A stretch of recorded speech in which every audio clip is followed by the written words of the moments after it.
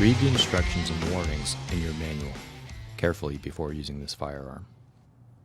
With the rifle pointing in a safe direction, remove the magazine, open the bolt, and make certain there is no cartridge in the chamber. Then allow the bolt to move forward to the closed position.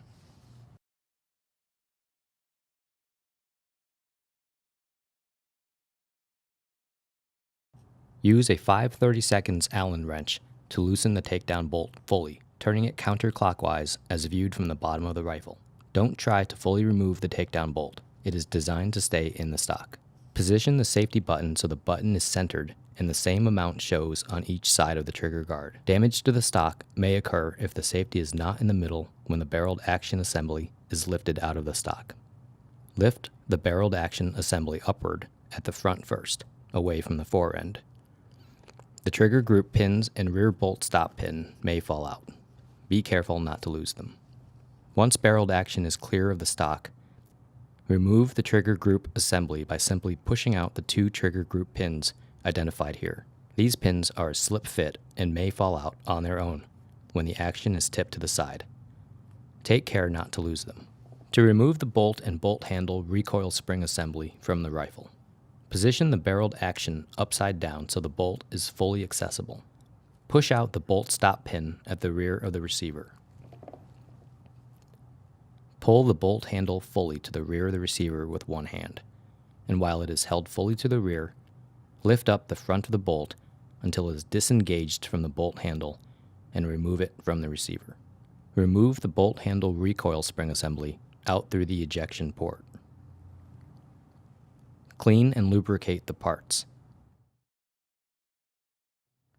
To reassemble the bolt handle, recoil spring assembly, and the bolt back into the receiver, position the recoil spring guide rod in the mating recess near the rear right side.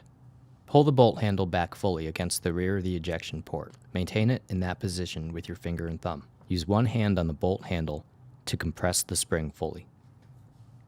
Locate the notch in the bolt that goes over the crossbar that the bolt handle is part of.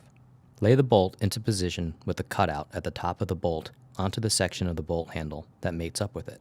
Press down on the bolt itself until it clicks into place onto the bolt handle bar. Allow the bolt handle, with bolt now attached, to move forward slowly to the closed position. Cycle the bolt back and forth a few times to be certain the components are assembled correctly. Install the bolt stop pin at the rear of the receiver into position. Place the trigger group into position in the receiver and install the two trigger group pins. Some jiggling of the trigger group housing may be required to align the holes.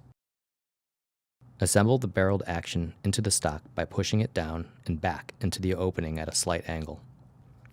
Once the action is seated against the rear of the opening in the stock, apply thumb pressure to the receiver near the peep sight and tip the barrel down into the fore end. Be careful not to get pinched as the parts come together. Tighten the takedown screw until it's snug. Cycle the bolt handle and check for proper function.